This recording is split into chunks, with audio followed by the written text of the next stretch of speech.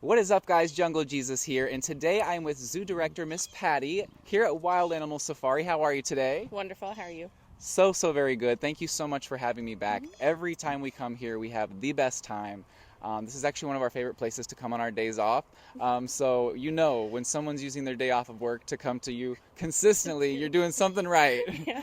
Well, it's hard to have a bad day here. Absolutely, especially with Draco around. Yeah, Draco's a good boy. So you were telling me a little bit earlier, Draco's about how old? He's almost 10 now. Almost 10 years old, and he is a white tiger. That is very rare. It only happens in about 1 out of 10,000 births, but they are not albino, correct? Absolutely. So it's a common misconception that we hear a lot, especially when talking about the tigers in our educational talks. I know, calm down. You'll have your minute. But it's a special gene mutation that they can't make the red or yellow color pigment. So they're actually not orange, they're red and yellow, but they can still make the black. So that's why we still have stripes and blue eyes. Wow. Yeah. Oh, the lions are getting involved too. Yeah. So what are we going to be feeding Mr. Draco today? So cats are fairly sensitive to the diet composition, so we try to make sure that they have 75% red meat and 25% white meat. They process the red meat a lot easier than what they do the white meat. Awesome, very nice. Do you want to get a little bit of close-up of this meat we've got here? Some white, some red. Does Draco have a preference, or he loves both? Oh, he sees it.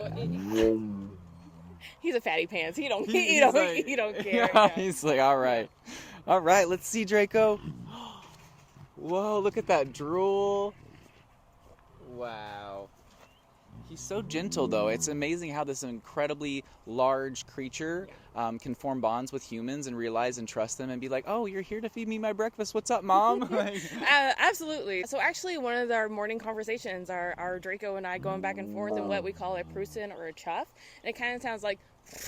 which is their typical greeting and one of their primary forms of vocalization. The other is this low kind of growl, which is more like, I see the food, why are you not giving me the food? He's like, why is it not in my belly yet? He's like, you still have some. He's like, I see the meat. All right. Very patient. So if they would have been albino, you would have said that they would have had like a different colored eyes. They wouldn't have had the blue eyes. They wouldn't have even had any kind of like black pigment to be able to have those black stripes.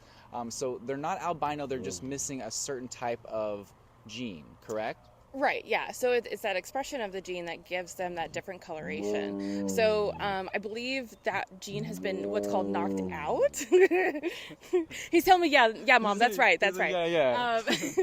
So albino would be the complete lack of pigmentation. So he wouldn't even have like the black stripes, and that's where you get like the red around the eyes and stuff like that, which is more common with albinism.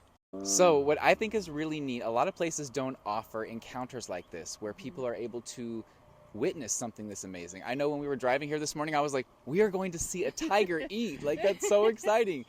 So you actually offer a lot of educational visits. And can you tell us a little bit about that and how you kind of rally together the excitement of those kids? So we do a lot of field trips and groups here. So one of the main components of... we teach patience yes.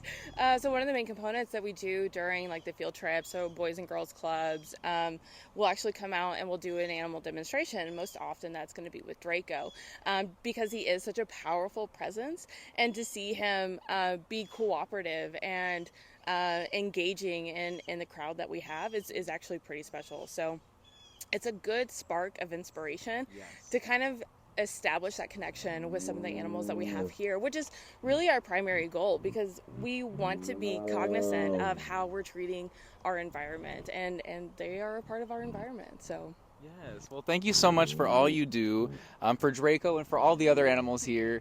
And Draco, you really did incredible. He did. He's always willing to participate if there's food involved. Get some of those danger beans. Oh yeah, look at that. Oh, I love it. Good job, Draco.